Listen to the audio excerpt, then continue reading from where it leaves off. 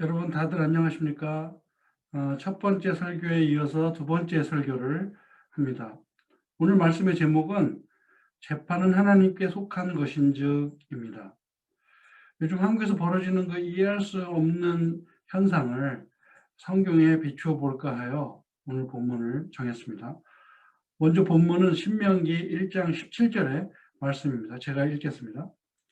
재판은 하나님께 속한 것인즉 너희는 재판할 때에 외모를 보지 말고 귀천을 차별 없이 듣고 사람의 낯을 두려워하지 말 것이며 스스로 결단하기 어려운 일이 있거든 내게로 돌리라 내가 들으리라 하였고 라는 말씀입니다. 여기서 내게 돌려라 내가 들으리라 한 그 사람은 모세를 말합니다. 모세가 이스라엘 백성들에게 재판관의 역할을 말하면서 너희들이 해결하기 어려운 것은 내게 가져오라 이런 말을 한 겁니다. 본문으로 이제 들어가기 전에 정의에 대한 개념과 정의가 어떻게 실현되는 것인지 그게 무슨 뜻인지에 대한 것을 제가 영화와 드라마를 가지고 예를 들까 합니다. 저는 사실 헐리우드 영화를 별로 좋아하지 않습니다. 언제나 같은 패턴으로 진행되고 또 언제나 뻔한 결말로 끝나기 때문입니다. 그런데 요즘 제가 뉴스 대신 영화를 보면서 생각이 많이 달라졌습니다. 그 비현실적인 자동차 추격전, 뭐 건물이 막 엄청나게 파괴되고 무자비한 살상이 벌어지는 그 가운데서 마지막 종결 부분에 이르면 어떤 쾌감을 느끼는 것이었습니다. 뭔가 시원한 감을 느낀다는 것이요. 그래서 왜 그런가 제가 이렇게 생각을 해봤더니 바로 정의가 실현되는 것 때문이었습니다. 주인공은 절대로 죽지 않습니다. 주인공은 비가 쏟아지시 내리는 총알 속에서도 맞지 않고요. 머리는 또 절대로 맞지 않고요. 맞아도 방탄조끼에만 맞아서 삽니다. 그런데 그 악역을 감당한 사람은 어떻게 되느냐? 마지막에 주인공에게 잡혀갖고 처참한 최후를 맞습니다. 이렇게 악이 정당하게 징벌을 받는 것, 이런 것을 갖다가 문학에서는 영어로 poetic justice라고 합니다. poetic justice. poetic 하면 시적이라는 말이고 justice가 정의를 말하죠. 현실에서는 이루어질 수 없는 건지 문학 속에서만 이루어지는 정의를 그래서 poetic justice라고 해요. 이것은 17세기 영국 비평가인 토마스 라이머라는 사람이 지어낸 시적 정의 혹은 문학적 정의라는 용어이고 우리말로는 이것을 권선징악이라고 이제 번역을 합니다. 헐리우드의 그 패턴은 예외 없습니다. 이런 포에틱 저스티스가 마지막에 통쾌하게 실현됩니다. 그래서 아마 저를 시원하게 해주는지도 모릅니다. 그래서 스트레스 해소도 되고 뭐 나쁘지 않더라고요. 반면에 죄송하지만 우리나라 드라마는 좀 짜증을 유발해서 저는 잘 안 좋아합니다. 그 주된 이유가 바로 헐리우드 영화하고 상반되는 거죠. 선과 악에 대한 개념이 희박합니다. 그 밉살스러운 악역도 마지막에는 흐지부지 나머지 사람들과 섞여버리고 많은 경우에 응징조차 받지 않습니다. 또 선한 역할을 하는 주인공은 그 선한 코스프레를 하는지 억울하게 당하면서도 그냥 참고만 있습니다. 이것은 개선돼야 할 스토리텔링입니다. 이게 좋은 게 좋다는 우리식 문화인지 정서인지 모르지만 이게 어떤 우리의 문화적인 것을 점령해버리고 말면 모든 것이 흐지부지 해버릴 수 있다는 거죠. 그게 어디서 나오느냐? 바로 정치판에서 나옵니다. 그 드라마를 보면 한국 정치판을 보는 것처럼 개운치가 않습니다. 그래서 제가 대통령 사면 얘기가 나왔을 때 좀 분노하게 된 거죠. 흐지부지 좋은 게 좋다는 문화가 이게 과연 우리나라의 문화인지 또 정서인지 여러분들의 답변을 듣고 싶습니다. 또 만약에 악이 응징당하는 그런 정당한 드라마가 있으면 알려주셨으면 합니다.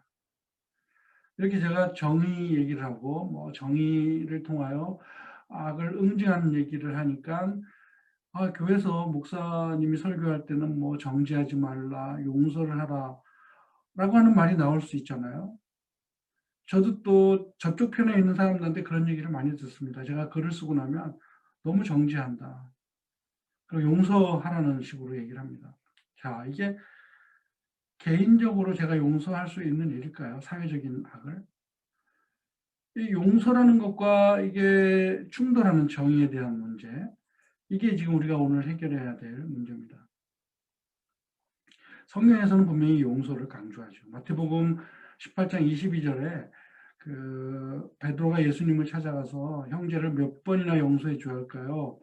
7번 정도 하면 될까요? 자기 딴에는 굉장히 많이 쓴 거죠. 근데 예수님 뭐라 그럽니까? 7번씩 70번이라고 70번이라도 용서하라. 이 말은 뭐냐면 영원히 용서하라는 말입니다. 주기도문에서는 또 뭐라고 합니까? 우리가 우리에게 죄 지은 자를 사하여 준 것 같이 우리 죄를 사하여 주옵시고. 그러면 우리에게 나쁜 짓을 한 사람을 용서해 주지 않으면 내 죄도 사함을 받지 못한다는 말이에요. 자, 이거 엄청나게 어려운 일입니다. 이런 성경의 말씀이 있음에도 불구하고 내가 이제 응징에 대한, 정의에 대한 얘기를 하려니까 굉장히 불편합니다. 목사님이라면 거룩하게 용서라는 말씀을 전해야 되는데 저는 지금 그러지 않으려고 지금 이 자리에 앉아 있습니다.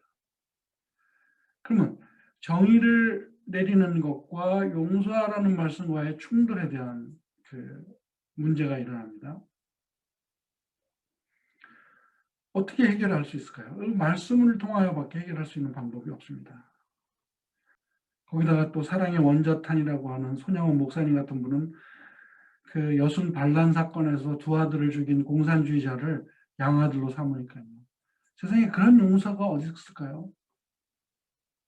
정의를 말하고 응징을 얘기하는 것은 개인적인 것이 아니라 사회의 정의를 이루는 차원에서 하는 얘기라고 저는 한정을 합니다.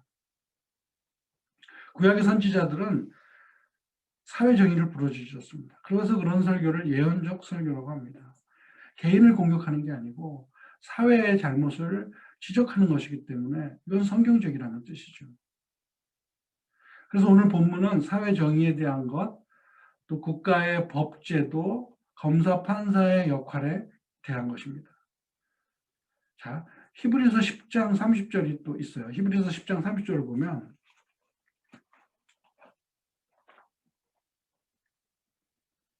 원수 갚는 것이 내게 있으니 내가 갚으리라 하시고 또 다시 주께서 그의 백성을 심판하리라 하신 것을 우리가 아노니.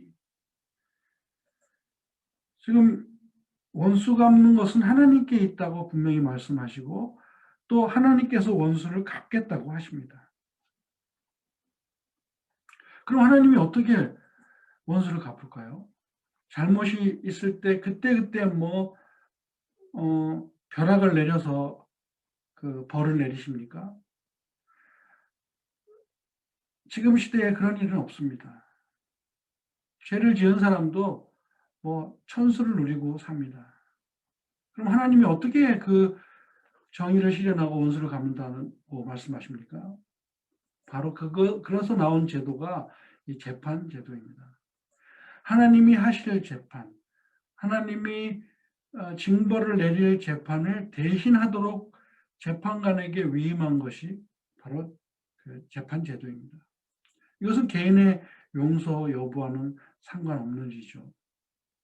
내가 나에게 죄를 범한 사람을 용서했다고 해도 나라의 법은 용서할 수가 없습니다. 그에게 벌을 내려야 합니다.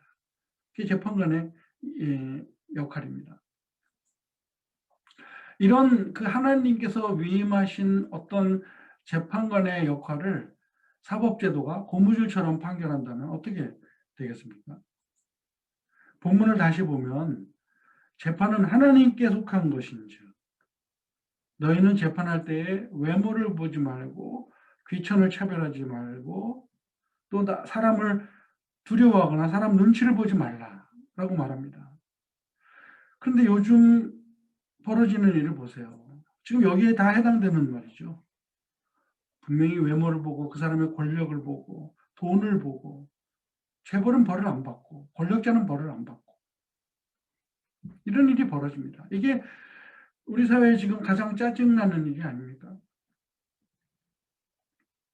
국민 정서에 어긋나는 법, 권력을 가진 자들이나 재벌같이 돈 많은 사람에 대한 재판이 이렇게 왜곡될 때에는 이거는 잘못됐다고 지적을 해야 된다는 말입니다. 오늘 본문은 단순하지만 굉장히 논리적이고 또 재판에 대한 중요한 정보를 우리에게 줍니다. 그 첫 문장이 뭐냐면 재판은 하나님께 속한 것인지 무서운 말입니다. 자, 하나님께 속했다는 특별하게 말을 했는데 만물이 하나님께 속한 것은 당연합니다. 그런데 성경에서 하나님께 속했다고 구체적으로 말하는 것에는 첫째 아들, 짐승의 처음 난 새끼, 그다음에 소산의 첫 열매 이런 것들을 하나님이 다 내 거라고 얘기를 했는데 그런 것이 아니면서 구체적으로 지정한 것이 뭐냐면 바로 전쟁과 오늘 본문의 재판입니다. 전쟁은 하나님께 속하였으니라는 말이 성경에 굉장히 많이 나옵니다. 저는 그래서 전쟁과 재판을 같은 급으로 중요하다고 생각합니다. 그것은 하나님께도 마찬가지이기 때문에 하나님께서 야, 재판은 내 거야 라고 선언하시지 않았겠습니까? 이것은 중요하면서도 무서운 선언이라고 했습니다. 하나님은 전쟁에 대해서 간섭하듯이 재판에 대해서도 간섭하신다는 말입니다. 왜? 하나님 거니까. 전쟁이 한 나라와 한 민족을 완전히 그 운명을 그냥 좌지우지한다면 재판은 한 개인의 삶을 죽이기도 하고 살리기도 합니다. 이런 사회 정의가 재판에서 이루어지지 않을 경우에 어떤 일이 벌어질까요? 우리나라 드라마 같은 일이 벌어지는 거예요. 악한 사람도 그냥 다 오케이 하고 넘어가는 거예요. 선한 사람은 그냥 억울한 일만 당하고 끝나는 겁니다. 재판이 하나님께 속했다면 하나님은 재판을 통하여 친히 그 원수를 갚아주시겠다는 약속을 하신 겁니다. 그런데 그 원수를 갚아주시겠다는 약속이 재판을 통하여 이루어집니까? 현실에서? 범죄에 상응하는 형벌이 내려지고 아니면 무고한 누명이 벗겨지는 일이 현실에서 제대로 벌어지고 있는가요? 오늘 본문에 대하여 모든 주석가들은 이렇게 해석합니다. 재판관은 하나님의 고난을 위임받은 대리자다. 이런 이스라엘의 재판 제도는 모세의 그 장인 이드로가 사실 아이디어를 준 겁니다. 그 모세가 광야에서 이제 이스라엘 백성을 이끌어 나갈 때 그 많은 백성들의 모든 송사를 혼자 다 담당하는 거예요. 그걸 본 장인이 왜 그렇게 힘들게 하느냐 하면서 제안한 게 출애굽기 18장 21절에 나옵니다. 출애굽기 18장 21절에 보면 너는 또 온 백성 가운데서 능력 있는 사람들 곧 하나님을 두려워하며 진실하며 불의한 이익을 미워하는 자를 살펴서 백성 위에 세워 천부장과 백부장과 오십부장과 십부장을 삼아 그들이 때를 따라 백성을 재판하게 하라 라고 제안합니다. 그 이드로는 재판관의 자격을 말하면서 재밌는 말을 해요. 불의한 이익을 미워하는 자. 그 노인은 재판관이 되면 이해관계에 얽혀서 뇌물을 받고 판결을 굽게 할 거라는 사실을 이미 알았다는 뜻입니다. 그런 일은 이 세상에서 당연히 벌어진다는 말입니다. 그래서 그리스 신화에 나오는 그 정의의 여신은 눈을 이렇게 가리고 있습니다. 보지 않고 판단하는 얘기죠. 따라서 재판관은 하나님의 대리자이기 때문에 오늘 본문은 그 다음 구절로 연결이 됩니다. 그 다음 구절은 뭐라고 되어 있냐면 아까 계속 얘기한 거예요. 너는 외모를 보지 말고 또 빈부 귀천을 차별해서 이 사람 말은 듣고 이 사람 말은 안 듣고 하지 말고 사람의 낯을 두려워하지 말라. 사람을 눈치 보지 말라. 이 말이 논리적인 이유는 재판은 하나님께 속한 것이라고 선언한 다음에 판사가 함부로 재판을 해서는 안 된다는 것을 말했기 때문입니다. 하나님의 것이고 그 다음에 재판관은 너 함부로 하면 안 돼. 왜냐하면 당연히 하나님께 속한 일을 부정하게 처리하는 것이 되기 때문입니다. 그것은 중대한 범죄가 됩니다. 하나님께 속한 재판을 검사가 자기 마음대로 기소하지 않고 아니면 죄가 아닌 걸 죄가 있다고 뒤집어씌우고, 또 재판을 해도 판사는 무죄를 때리고 집행유예를 때리고, 이건 전쟁 범죄에 버금가는 하나님을 대적하는 일이라는 것입니다. 그만큼 법을 집행하는 자들에게는 하나님이 요구하시는 게 굉장히 높은 기준입니다. 공평, 정대하게 판결하라는 뜻이죠. 바로 하나님의 정의를 그대로 집행하라는 요구입니다. 하나님이 갚아야 할 원수를 대리자가 되어서 집행하는 것을 말합니다. 그래서 유대인들의 그 나치 전범을 처리하는 것을 보면요, 그들은 개인적인 손으로 절대로 그 나치 전범들을 붙잡아서 어떻게 해결하지 않습니다. 그들은 반드시 법정에 세웁니다. 그 법정에 세워서 그가 저지른 죄악을 낱낱이 온 세상에 알리고 그에게 정당한 정의를 내립니다. 그럼 재판에서 만약에 재판관이 옳은 판단을 하지 않고 올바른 판단을 하지 않는다면 어떻게 될까요? 우리나라에서는 지금 그런 일이 벌어지고 있습니다. 불행한 사실은 권세를 잡은 재판관이 이런 왜곡된 판단을 해도 당할 수밖에 없는 현실입니다. 우리가 매번 뭐 거리로 뛰쳐나와서 촛불을 들 수도 없고요. 판사나 검사를 탄핵할 수도 없습니다. 그렇다면 하나님은 재판은 하나님께 속했다. 또 하나님이 원수를 친히 갚는다고 한 약속은 어떻게 된 것일까요? 우리 사회뿐 아니라 온 세상에서 벌어지고 있는 모든 억울한 일들은 어떻게 되는 걸까요? 불의한 재판관은 어떻게 되는 걸까요? 정말 우리는 하나님께 하소연할 수밖에 없습니다. 그래서 답이 뭐냐면요, 하나님께 맡기는 수밖에 없습니다.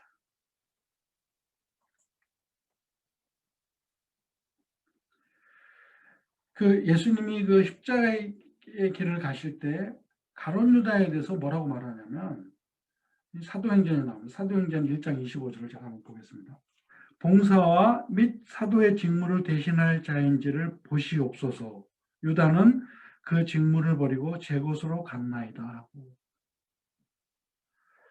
유다는 직무를 버리고 제 곳으로 간 것처럼 불의한 재판관들은 제 갈 곳으로 가는 것입니다. 판결을 왜곡한 재판관들은 가룟 유다처럼 멸망의 길로 가는 것입니다. 그들에게 맡겨진 책무는 하나님의 일이기 때문에 하나님께서 친히 간섭하리라 믿습니다. 우리의 손으로 해결할 방법이 없습니다. 자, 그러면 너무 소극적이고 암울한 결론으로 보입니까? 뭐 그렇게 보입니다. 그렇지만 저는 말씀드리고 싶은 게 하나님은 일하고 계신다는 사실입니다. 하나님의 열심히 올바른 힘을 가진 세력을 도와 시스템을 바꾸는 역사로 이어지리라 저는 믿습니다. 아직 세상에 많은 문제가 산적해 있지만 역사가 지금까지 진행되어 온 것을 보면 모든 것은 하나님의 섭리, 그 경영 안에 있음을 우리가 알 수 있습니다. 악이 이기는 것 같아도 그것은 잠깐이고 결국은 패할 수밖에 없다는 사실을 믿으시기 바랍니다. 우리 멀리 보지 말고 가까이 온 현대사만 봐도 독일 나치와 일본 군국주의가 사라진 것을 저는 좋은 예로 여깁니다. 만약에 나치가 이겼다면, 일본이 이겼다면 여러분 어떤 일이 벌어졌을까요? 그러나 세상은 그런 악은 잠깐 있다가 선으로 덮여버리고 맙니다. 우리나라의 예도 마찬가지죠. 우리나라도 40년 전과 한번 비교해 보세요. 얼마나 다른지요. 이미 많은 변화가 진행된 것을 저는 믿습니다. 물론 우리가 뭐 민주화 운동한다고 많은 사람이 피를 흘렸고 우리가 길거리에 나갔기 때문에 가능한 일이라고 생각할 수 있지만 그 배후에 역사하시는 이는 하나님이시라는 사실입니다. 그렇기 때문에 이 사회에서 현재 돌아가고 있는 이 불의한 재판관들의 판결, 억울한 일들, 이 모든 일에 대한 것은 우리는 잠잠히 하나님이 하실 일을 기다리면 된다고 저는 생각합니다.